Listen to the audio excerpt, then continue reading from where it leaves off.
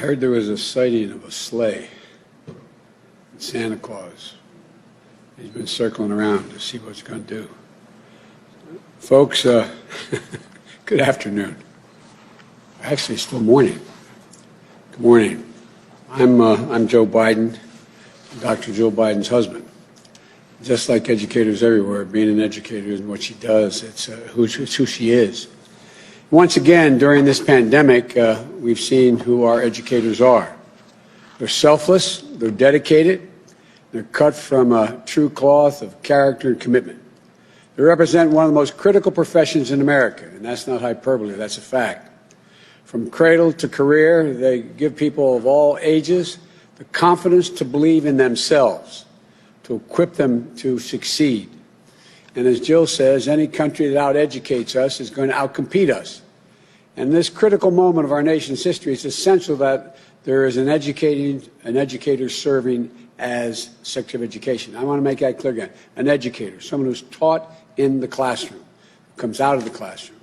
Today, I'm pleased to announce that such a nominee we have, Dr. Miguel Cardona. Like other cabinet nominees and appointees, he's brilliant, he's qualified, and he's tested. And he's going to join the Biden-Harris cabinet, and it's going to be a historic cabinet. Already, there are more people of color in this cabinet than any cabinet in the history of the United States. There are more women than ever. First openly gay cabinet member. It's a cabinet that looks like America. It taps into the best of America. That opens doors and includes the full range of talents we have in this nation. And like the rest of the team, Dr. Cardona is ready on day one. Vice President-elect Harris and I, we were going through you're on this side, I apologize. We're going through this, and we were doing it on Zoom, who we're going to pick, and we're getting all this advice, and we looked at each other and we said, no, it's Cardona.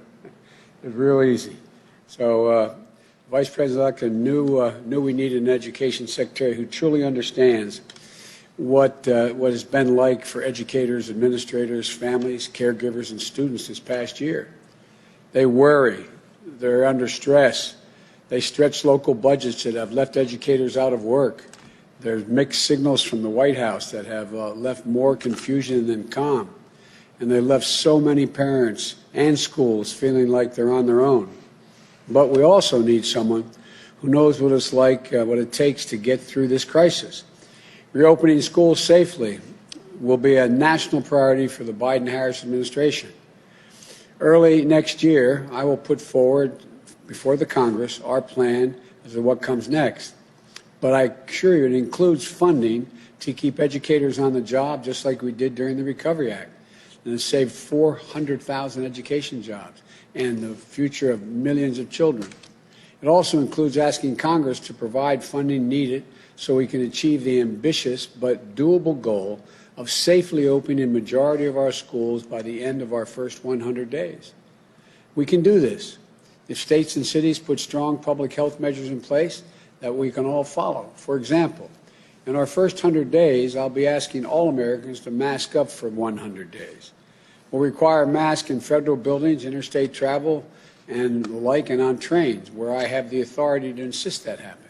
We've also been talking to governors and mayors and county executives of both parties to try to do the same in their cities and their states. We can do it if we get schools, districts, communities, and states the clear guidance and the resources they need for so many things that aren't in their already tight budgets. They need funding for testing to help people reopen schools, more funding for transportation so students can maintain social distancing on school buses. There's a need for school buildings for additional cleaning services, protective equipment, ventilation systems. But to lead the national effort requires an education secretary, with the skills to partner with educators across the country, in states, localities, and tribal nations, and all across, students and families as well. It also requires someone who understands the need to prevent the pandemic from further exacerbating the inequities in our education system that represents a compounding problem we're having. They hold back children.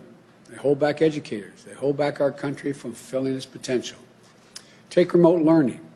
How can it be in America that parents must drive to a parking lot of a coffee shop or a library for Wi-Fi that they can they can't afford at home, so their children can sit in the car, participate in class, and do their homework over the net. This gap of broadband technology and the opportunity could some kids cost them a full year or more of learning. That's unacceptable in the United States of America. We need to act now, but it's only just a start. We need some of the experience to help us build back better with the Biden-Harris education plan. We need to make sure that every child in this nation has access to a good education regardless of their zip code. I know you're probably tired of me saying that, but it's critically important. I've been saying it for over a year. Regardless of any disability. That's why my plan triples funding for Title I schools, which serve the highest number of children from low-income families. We need to make sure every child will have access to high-quality universal pre-K. I'm not talking about daycare. I'm talking about universal pre-K.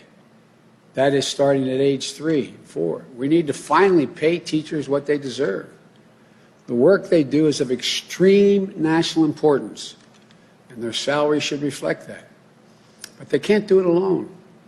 So we're going to make an unprecedented investment to double the number of school psychologists, counselors, nurses, and social workers in our schools.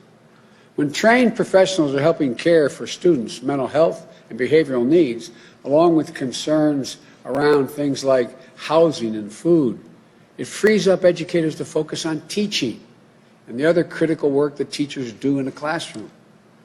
We'll make sure students with disabilities have the support to succeed by fully funding the Individuals with Disabilities Education Act. We're going to upgrade school infrastructures to make sure classrooms are safe, build schools that are hubs of innovation and cutting-edge learning. We know that in the 21st century, 12 years of schooling is not enough, and that young people are getting crushed by the burden of student debt. Under the legislation we're going to be proposing, we're going to have a number of policies to provide affordable higher education to alleviate that financial burden. This includes anyone being able to get into community college will be able to go there for free. Public colleges and universities will be tuition free for families earning less than $125,000. We're going to cut student loan payments in half by using those income-based payments. You know, if you're making $25,000 or less per year, you won't owe a dime of payment or interest while you're only at that level. If you make more than that, you only pay a small percentage of your income in order to be able to pay off your debt. Our legislative plan also means that if you choose to go into public service, whether you're a teacher, a paramedic, counseling victims of domestic violence, or whatever else, it's only right that our country wipe out your student debt altogether over time. It includes forgiving debt for undergraduate public tuition if you're earning less than $125,000 a year. It means immediately forgiving $10,000 in student debt in the midst of this economic crisis. We'll also invest more than $70 billion in historic black colleges, universities, and minority-serving institutions to help prepare these graduates, like our Vice President-elect, for good-paying jobs and industries of the future. There's so much we can do, so much, and we can afford to do it. We can build an economy that eases the financial burden of the caregiving crisis. Make sure working families don't pay more than 7% of their income on child care for their young children. And like we did during the Obama-Biden administration, we can combat campus sexual assault under Title IX, something the Trump administration and the current Secretary of Education have only undermined. The bottom line is we can achieve all these critical things, but we need someone who gets that education isn't just what we do as a nation. It's who we are. It's who we are. It's the reason why we were one of the first nations in the world to have universal education. It was the reason why we got propelled in the 20th century to begin to lead the world economically. And that person who understands this, I'm proud to announce, is former Secretary of Education now, I'm talking about his existing job. Actually, it's not called education, but anyway, the Secretary of Education we nominate is Dr. Miguel Cardona, fourth grade public school teacher, the youngest principal in the state of Connecticut, first official Latino to serve as the Education Commissioner I started to call him a Secretary of Education, Education Commissioner. Dr. Cardona rose up the ranks to become an assistant superintendent in the same school district he attended as an English learner student, the same district where he was born in public housing. The son and grandson of parents and grandparents who moved from Puerto Rico in search of new opportunities. He made it a point of taking new teachers on tours of his district's neighborhoods, the wealthy blocks where students grew up with every resource they needed to get ahead, and the blocks where families were struggling to get by, where a new calculator or a nutritious breakfast weren't a given. He understands that the deep roots of inequity that exist as a source of our persistent opportunities gaps. He understands the transformative power that comes from investing in public education. In our conversations, Dr. Cardona talked about how public education was the great equalizer. It gave him a chance to reach the dream his parents and grandparents had for him, a place where a high school teacher inspired him to be an educator. Public education that helped Miguel become one of the first in his family to go to college, the first to earn a doctorate.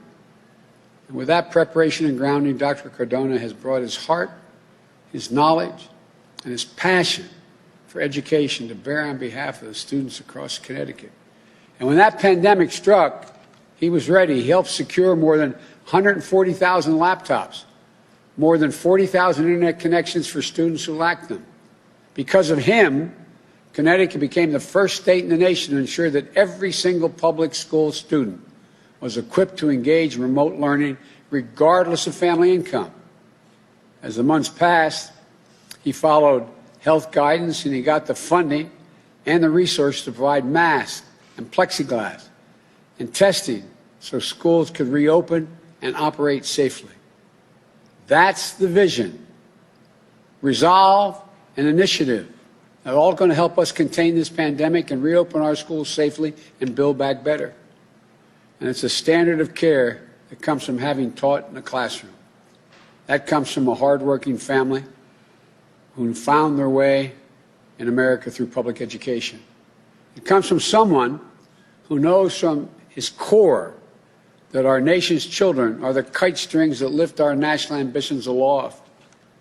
He is a Secretary of Education for this moment. I thank him and his family for accepting this call to serve. We could not do this without them or him. To the career staff of the Department of Education, you'll have a fantastic and trusted leader who will help you carry out the department's mission with honor and integrity, the honor and integrity of an educator. And to the American people, to educators, families, caregivers, and students, help is on the way. I wish all of you a Merry Christmas and a happy holiday. May God bless you all and may God protect our troops. Now I'm going to turn you over to the next Secretary of Education, Dr. Miguel Cardona.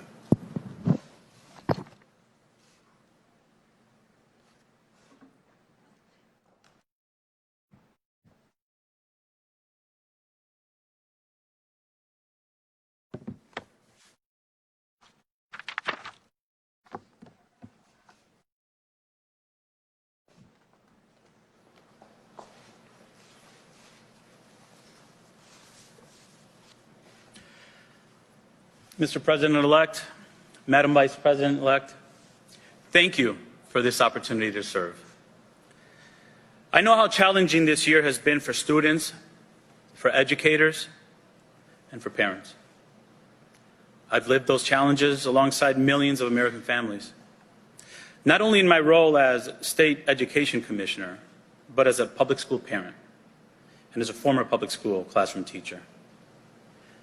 For so many of our schools and far too many of our students, this unprecedented year has piled on crisis after crisis. It's taken some of our most painful, long-standing disparities and wrenched them open even wider.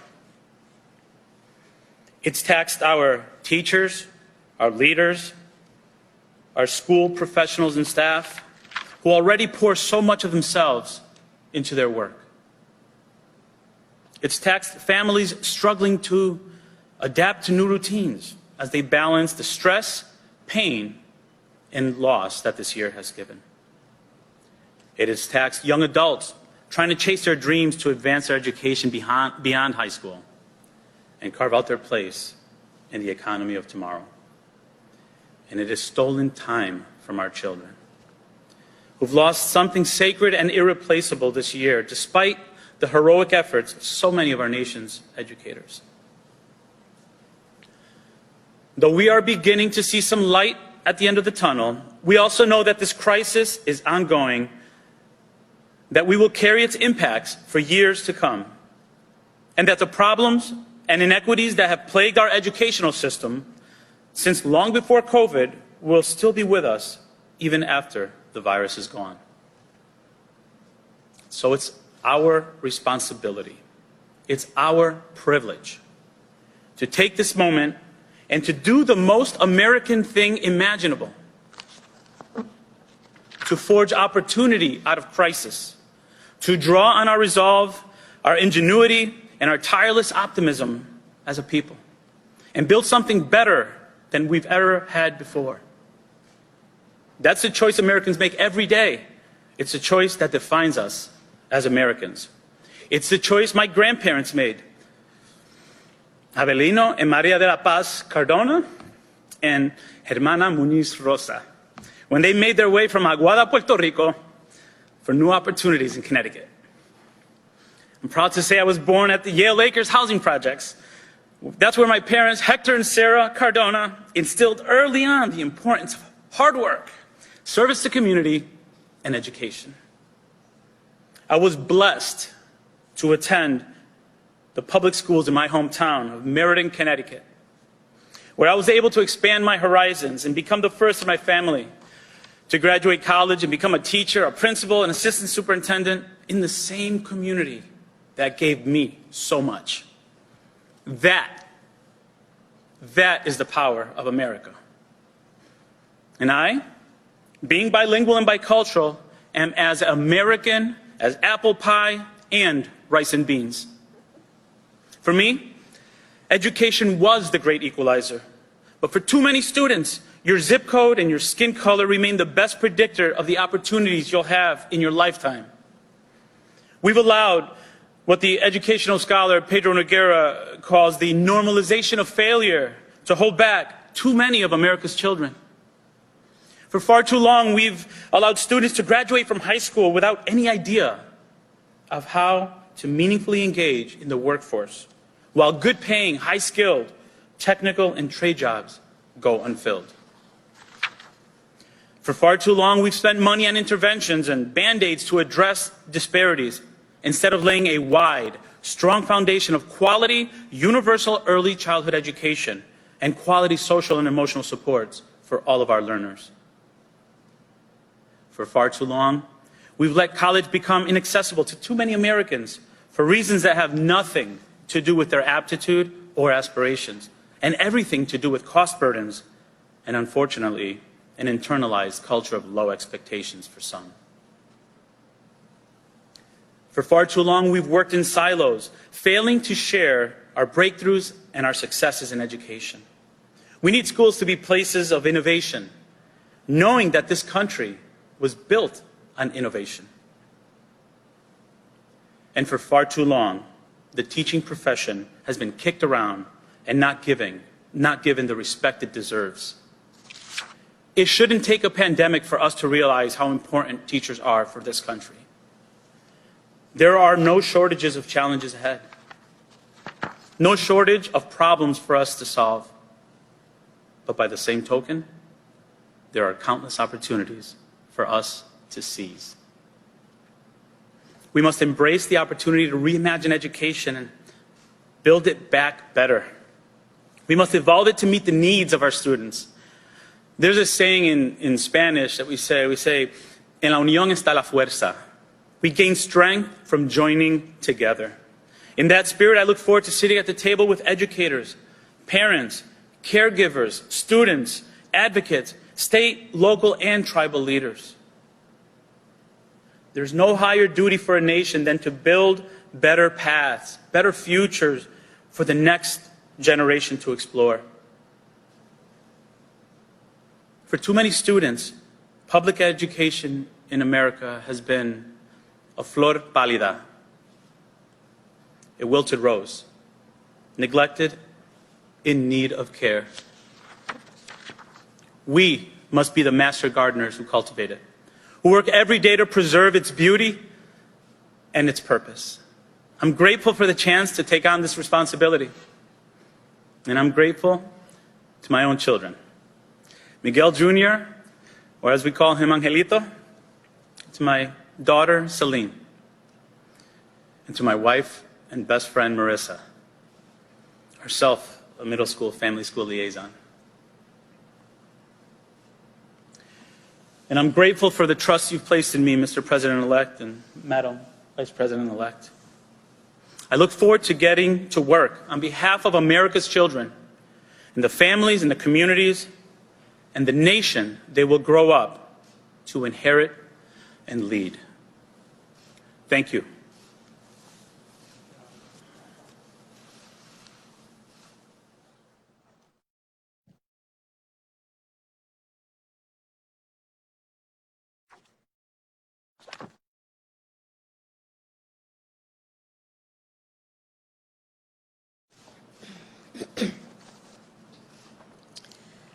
My first grade teacher, Mrs. Frances Wilson, God rest her soul, attended my law school graduation.